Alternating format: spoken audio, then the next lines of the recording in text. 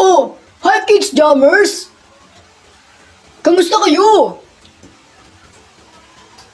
Nakakatuwa naman na nakita kayong muli. Pero sandali lang. Naaalala niyo pa ba ang ating lesson nung nakaraang linggo? Magaling mga bata! Ang ating aralin noong nakaraang linggo ay patungkol kay Isaac at kay Rebecca. Ano ba, Rio? Tumulong ka nga kay Lolo Serge. Tumulong ka sa gawaing bahay. Kumilos ka naman. Ako nga marami nang ginawa sa bahay. Ikaw, puro laro lang ang alam.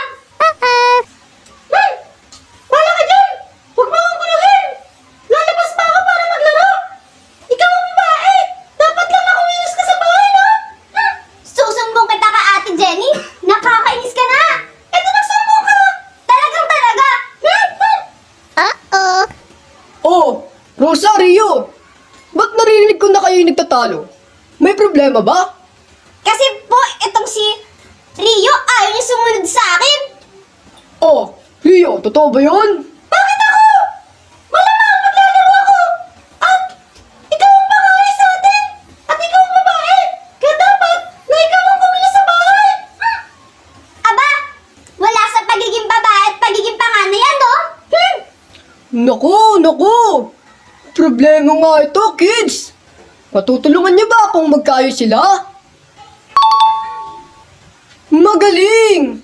Pero bago yun, pigilan muna natin sila. Rosa, Rio, tigil niyo na yan. Baka bago pa kayo magkasakitan. Alam niyo ba na sa sobrang inggit at galit ng mga kapatid ni Joseph sa kanya, ay binenta siya nito. Hala! Wait! Tina! Oo, totoo yun. Gusto niyo bang mas malaman pa yung storya about kay Joseph? Sige po! Kayo kids, gusto niyo bang malaman din? Magaling! Tara, tayo na'y matuto at makinig.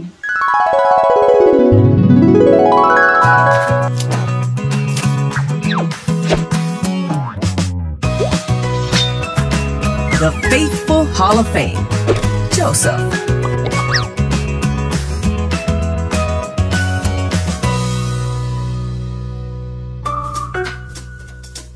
This is Joseph, who was the son of Israel and Rachel. But he had 11 brothers who hated him and sold him into slavery. After being put in jail, Joseph told of the future of Egypt when he interpreted Pharaoh's dreams, and Joseph found favor with the Pharaoh. The Pharaoh made Joseph a leader in his kingdom.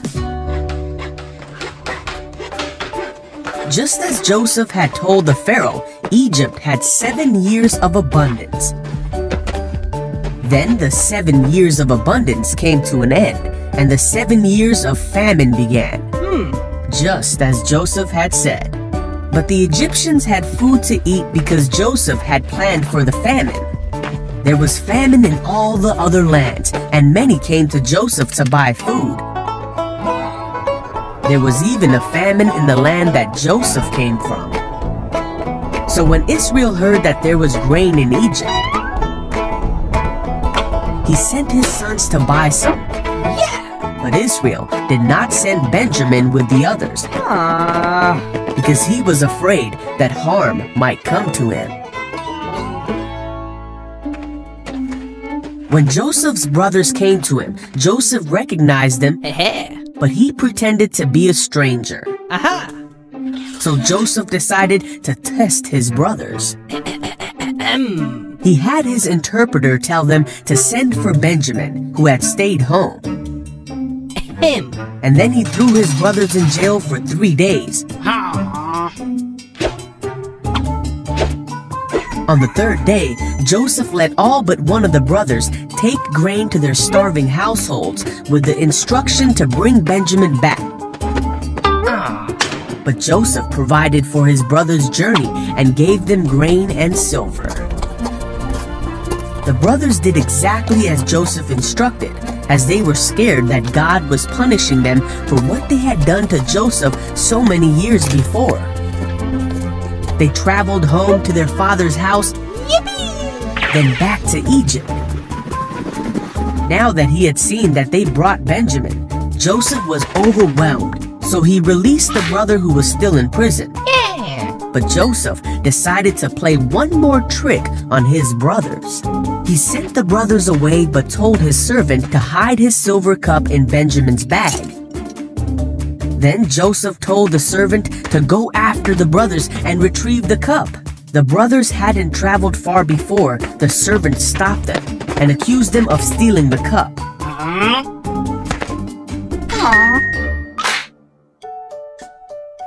Joseph could no longer control himself before his attendants. He made them leave so he could be alone with his brothers, and he told his brothers who he really was. Ta-da! He told them of his life and all he had experienced, and he forgave them for what they had done. God was with Joseph and took care of him and showed him favor.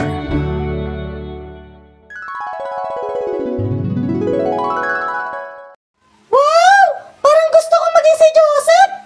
Gusto mo ibenta din kita? Kasi hindi ka tumutulong sa gawaing bahay? Yan na naman kayo. Dapat magtulungan kayo sa gawaing bahay. Hulayan sa kung ano ang iyong kasarian at kung ano ang edad mo. Dahil pantay-pantay tayo miski sa paningin ng Diyos. Kaya dapat matuto tayong magtulungan kaysa mainggit at magalit sa iba. Kaya, Rosa, Trio, sorry na kayo sa isa't isa, ha? Sorry, Rosa! Kung naging pasaway ako, tutulong na ako sa inyo ni Lolo Serge! Salita na lang tayo sa paglilinis para makapaglaro ka rin sa labas! Pinapatawad na kita. At sorry din, Rio. Lalo na kapag nagagalit ako sa'yo at kapag sinisigawan kita. Ayun! Mabuti naman at nagkasundo na din kayo. Mga kids, matuto tayong magpatawad sa iba. Kahit gaano pa kalaki ang kanilang kasalanan. Kaya kids matuto tayong magpatawad ha. Hanggang sa muli, paalam!